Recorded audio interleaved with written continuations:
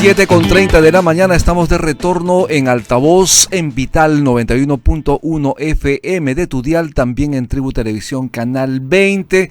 Nos acompaña el señor Ricardo Pinedo Caldas, secretario personal del expresidente Alan García Pérez. Muy buenos días, señor Ricardo Pinedo, bienvenido a Altavoz en Vital. Muy buenos días, señorita, muy buenos días, gracias por la invitación y aquí estamos a las órdenes. ¿Qué hace un secretario personal de un expresidente para que las audiencias entiendan cuál era su función de mano del exmandatario?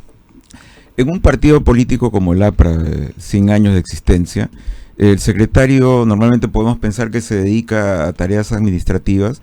Un secretario político es una persona de confianza del líder, en este caso la presidencia del partido aprista, donde se abordan actividades de temas políticos, de carácter político. Al ser hombre de confianza, más cercano al líder, pues conoces todo su entorno, todo lo que sucede. Muy parecido a una asesoría también.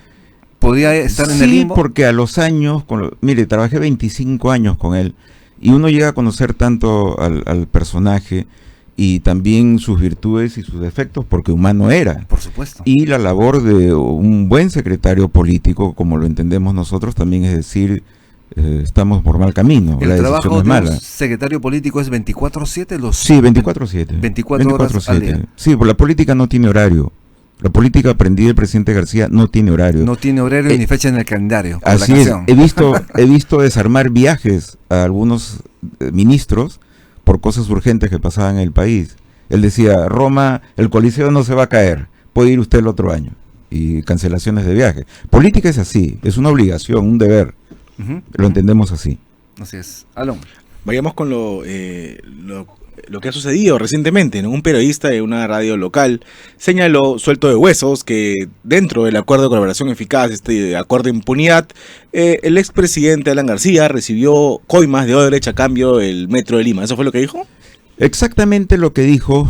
Yo hasta el día de hoy quiero tomarlo como una ligereza, por decirlo menos, comparándolo con Toledo y PPK. Dijo, ese acuerdo no podía ser público, porque ahí, estoy repitiendo textualmente lo que dijo porque me he grabado la frase, en ese acuerdo consta el dinero recibido por Alan García de parte de Odebrecht, lo de Toledo, lo de PPK. Los igualó, y sabemos todos que eso es una verdad media, es decir, una mentira completa, porque sabemos que Toledo recibió y en qué circunstancias, para qué y cómo. Y hablamos de 35 millones. 35 millones, Hotel Marriott, las personas, las cuentas, etcétera.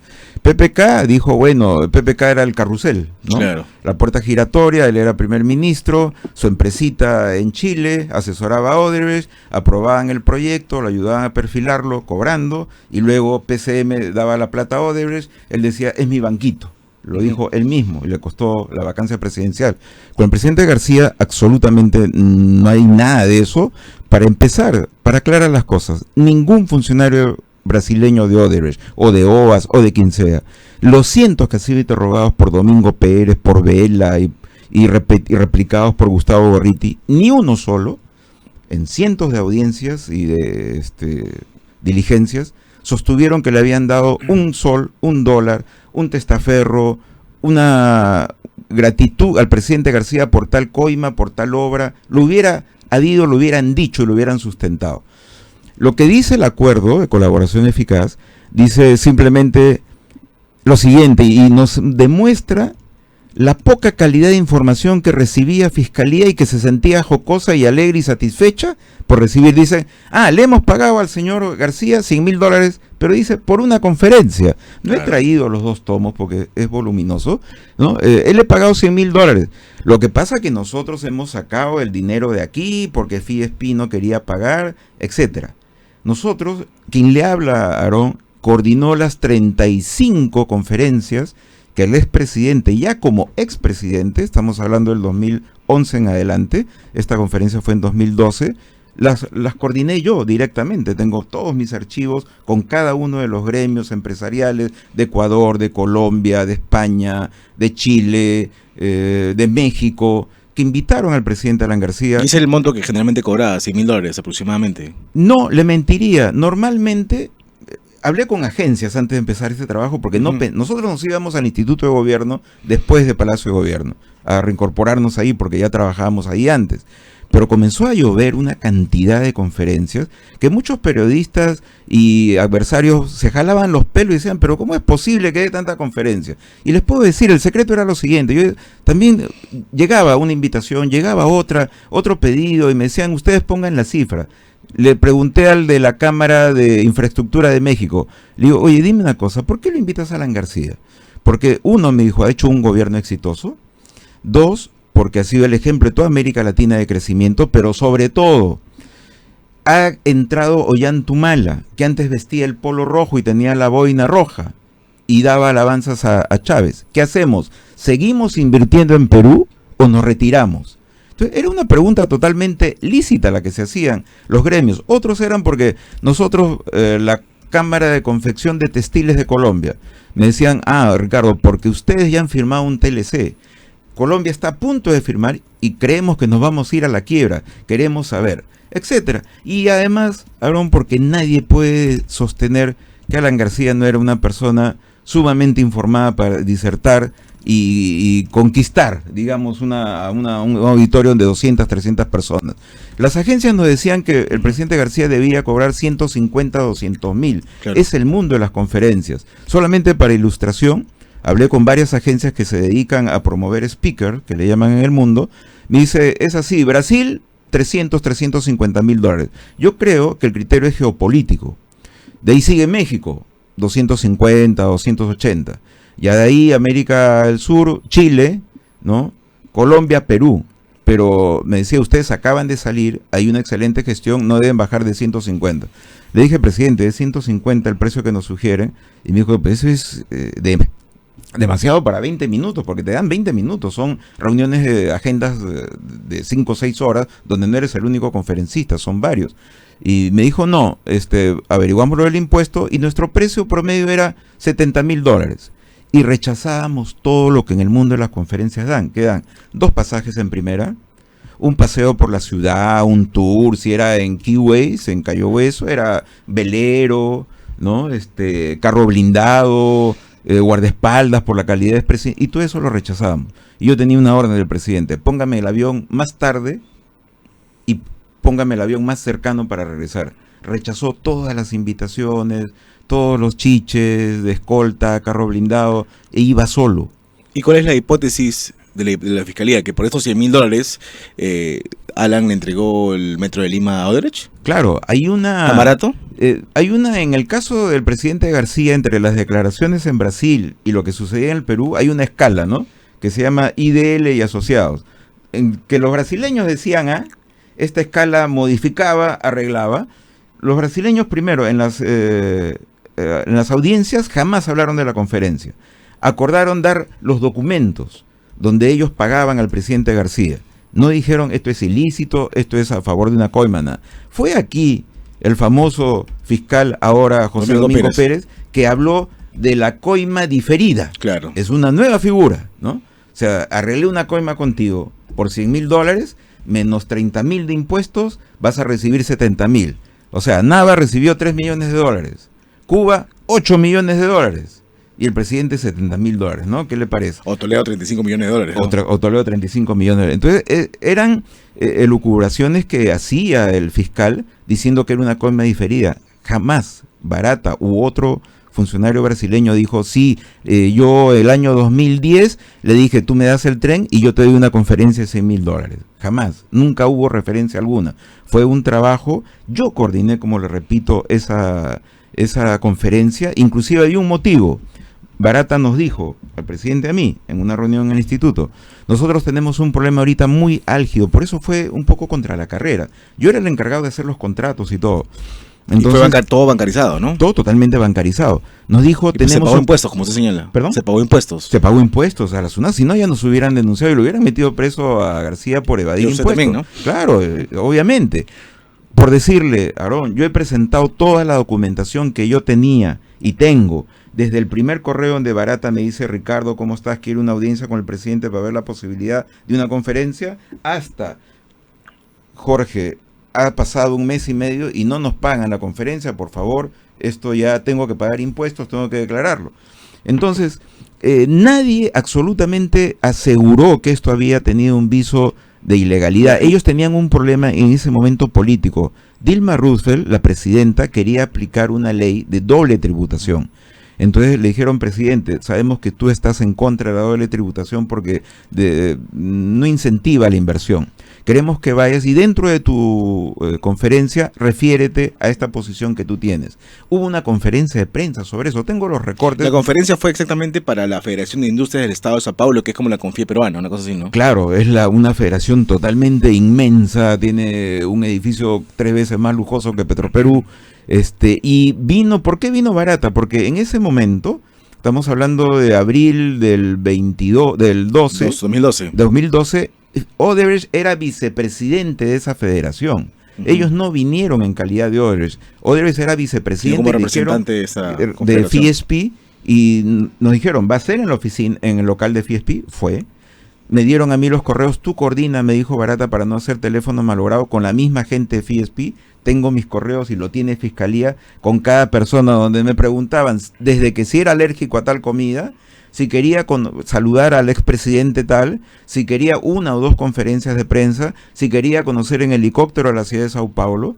Y el presidente rechazó todo eso, me dijo, doy mi conferencia y búsqueme el avión más temprano para regresar. Entonces no hubo absolutamente nada de ilegal. Nunca los brasileños hayan manifestado que esto fue a cambio de una coima. Dimos dos. Y en el 2012 Odebrecht era una empresa prestigiosa en el Perú, ¿no? Totalmente. Y es más, Aarón, si venía Barata y me decía, Odebrecht lo va a hacer en Sao Paulo, lo hubiéramos aceptado, porque es un servicio, una contrapresión a un servicio. 2012 no se sabía absolutamente nada. Y lo que me da que hacer es que yo entregué todos los documentos, todos mis correos, mi comunicación con FIESP, mi reclamo a Barata que no se pagaba, las coordenadas de la cuenta. ¿Qué coima hemos visto? Donde Toledo le da la cuenta del BBVA, no tuvo que utilizar a Maiman y Islas Vírgenes y qué sé yo, y su empresa en Centroamérica a nombre de la suegra para ocultar, porque una coima se oculta, tú no la puedes declarar, ¿no? Entonces, y tampoco fue conferencias como irresponsablemente y malvadamente sostenía IDL de Gustavo Gorriti. Fue una. Dimos 2 en Brasil, una gratuita, pero era por la Sociedad Interamericana de Prensa, que lo invitó y nos puso los pasajes nada más, y esa fue en Río. Y esta de FIESP, que se realizó en las oficinas de FIESP, están los programas, y además participaron 2 peruanos más, uno representando al sector minero, que no recuerdo el nombre del señor, y el otro el señor Miguel Vega Alvear, que era presidente de la Cámara de Comercio Perú-Brasileña. Y está el auditorio, hay fotos, hay videos, no se puede decir que fue, acabo de recordarme, Aaron, y te agradezco la pregunta, que fue simulada. Y ellos decían simulada porque el contrato se pagó después de realizar el servicio, y eso es totalmente y jurídicamente posible. Tú puedes contratar a un pintor para que te pinte el estudio y estás apurado, oye, píntame, quedamos en el precio, y luego regulariza si es que tú tienes que emitir una boleta o el señor te reclama una factura, haces el contrato. En eso no hay nada de ilicitud. Y lo dijeron en RPP con cierta ligereza, pero a la vez en honor a la verdad, porque no puedo ocultar parte de ella, es que RPP ayer en la noche me ha comunicado que tengo derecho a réplica, así que mañana iré a ejercerlo en defensa de mi amigo y mi compañero. A las 8:30 estoy invitado, no sé con qué periodista, no sé si con el propio señor Carvalho, pero iré respetuosamente a lo que yo considero, y muchos peruanos y muchos apristas consideramos que fue una ligereza, no solamente aseverar, sino equiparar a la presidente García con lo hecho por Toledo y PPK. Antes de pasar a la pausa, usted se puso en su cuenta de Twitter que una de las mentiras que contiene el acuerdo es que se afirma que en 2006 el gobierno de Alan García convocó a la licitación del tren, pero esto ocurrió en el 2009. Es totalmente cierto. Nosotros cuando llegamos al poder el 2006, el tren era una obra emblemática de Alan García, que lo tuvo paralizado 9 años el señor Fujimori y 5 años el señor Toledo.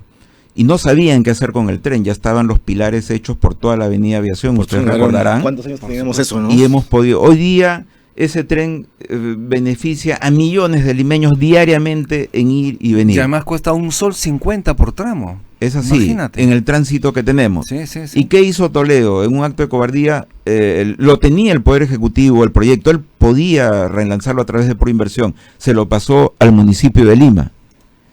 Y 3 años insistió el municipio de Lima. He encontrado la declaración del difunto Castañeda, donde dice el municipio no tiene espalda financiera, convocan una licitación, pero es declarada desierta. Y el 2009, el presidente, y al ver que se nos acaba el periodo, se inician las conversaciones con el municipio, porque esto no es fácil.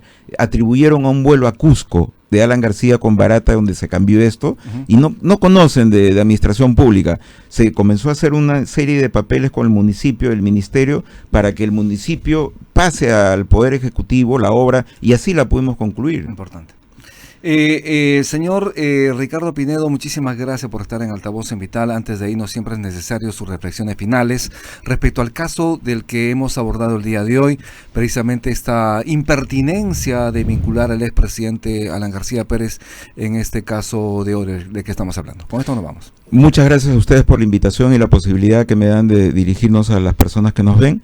Y en segundo lugar, decir lo que he sostenido hoy día en un tuit: nunca desmayaré en defender a mi amigo, porque fue mi amigo, fue mi compañero, mi líder del partido, y porque creo con mucha fe en su inocencia.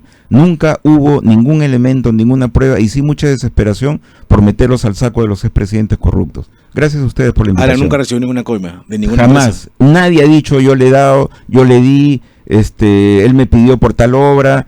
Trataron del señor Jorge Cuba, que ya está próximo a sentencia, claro, a que se sujete a una colaboración eficaz. Todas fueron rechazadas porque no brindó ninguna información consistente, creíble, verificable. Y Nava no da pruebas, ¿no?